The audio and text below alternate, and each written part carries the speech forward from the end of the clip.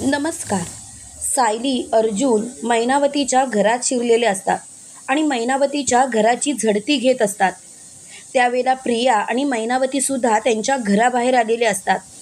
तेव्हा प्रिया मैनावतीला बोलते, आता जर का वेळेवरती गेला तर, नाहीतर सगळे पुरावे त्यांच्या हातात सापडतील आणि तू मात्र इथे बघतच बसशील. एक गोष्ट लक्षात ठेवायची, कितीही काही झालं ना तरीसुद्धा आता तुला ही काही वाचवत नाही आहे. मी तुला शेवटचं सांगते, जा. तेव्हा मैनावती बोलते, अगं जर का मी आत गेले तर तिला संशय येईल नाही का? अगं ती उगाचच चिडेल. तिला असं वाटेल की आपण तिचा पाठलाग करत होतो. आता तूच ठरव नक्की काय करायचं ते. तेव्हा मात्र प्रिया बोलते, हे पण खरं आहे, पण तुझ्या घरात कुणीतरी शिरलं हे तुला शेजारच्यांनी सांगितलं. असं तू सांगूच शकतेस ना. असंच तू सांग. असं जर का सांगितलंस तर बरं होईल. तेव्हा मैनावती बोलते, वा वा, काय डोकं चालवलंयस, एक नंबर. तेव्हा लगेच प्रिया बोलते, आता जा, वेळ घालवू नकोस, नाहीतर तिच्या हातात पुरावे सापडतील. आणि ती जात असते तेवढ्यात मैनावती बोलते, अगं चल, तू पण चल आतमध्ये. तेव्हा लगेच प्रिया बोलते, डोक्यावर पडलेस का तू? मला तर तुझ्याशी याविषयी काही बोलायचंच नाही आहे. अगं मी जर का आतमध्ये आली तर सगळं भांडं नाही का फुटेल? अगं त्या सायलीच्या सगळ्या गोष्टी लक्षात येतील. प्लीज जा इथून. तेव्हा मात्र मैनावती खूपच चिडलेली असते. मैनावती मोठ्याने बोलते, अगं माझ्या लक्षात आलं नाही. सोड सोड, विषय सोड. मी उगाचच तुला घेऊन जात होते. पण आता मात्र एक गोष्ट लक्षात ठेव, कितीही काही झालं ना तरीसुद्धा लवकरात लवकर आपल्याला त्या सायली आणि अर्जुनला या घराबाहेर काढायचंच आहे. तेव्हा प्रिया स्वतःशीच बोलते, जर का तू त्यांना घराबाहेर नाही ना काढलंस तर सगळंच भांडं फुटेल, सगळ्याचीच वाट लागेल, माझं पिंग फुटेल. आता तर मला काय करावं ना तेच कळत नाही. पण लवकरात लवकर मला सगळ्या गोष्टी नीट केल्याच पाहिजेत.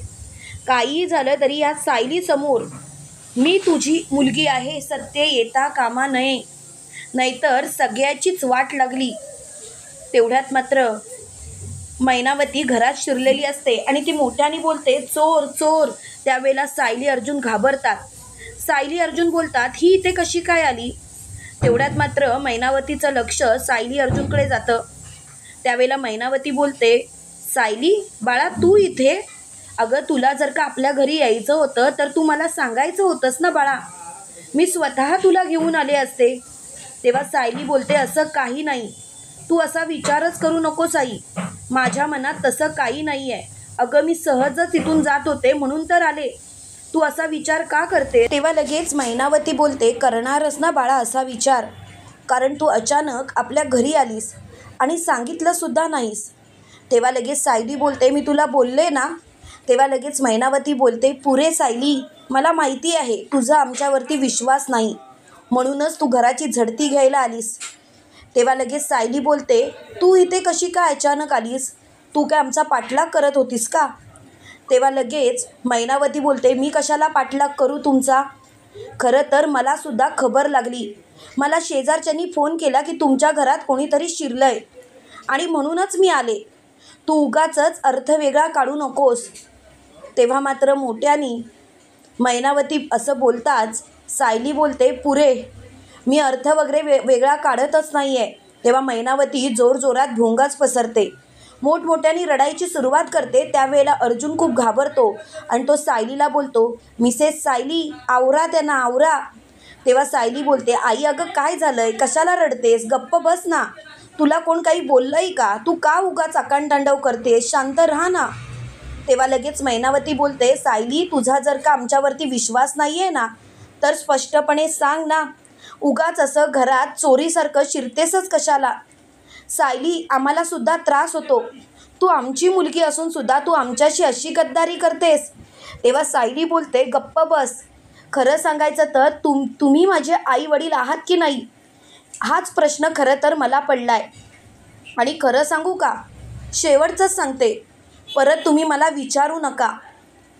तुम्ही माझे आई वडील आहात हे मला पटतच नाही. तेव्हा मात्र मैनावती बोलते, सायली बाळा, असं का बोलतेस तू? सायली बाळा, तू विचार कर ना. कितीही काही झालं तरीसुद्धा तुम्ही जे वागता ना ते मला कधीच पटत नाही. आणि खरं सांगायचं तर मला या गोष्टीचं खूपच आश्चर्य वाटतं. आता शेवटचंच सांगते, मला नाही एखादी गोष्ट पटत तर नाही, तोपर्यंत मी शांत बसत नाही, जोपर्यंत त्या गोष्टीच्या शेवटपर्यंत मी पोचत नाही. आता तुला जर का कळलंच आहे तर एक गोष्ट मी सांगेन, माझा तुझ्यावरती विश्वास नाही, कारण बाबा आणि तू वेगवेगळ्या गोष्टी सांगता. तेव्हा मात्र मैनावती बोलते, काय करणार अगं, नाही आठवत आता आम्हाला, वय झालं आमचं, म्हणून तू काय अशी चौकशी करणार आहेस का आमची?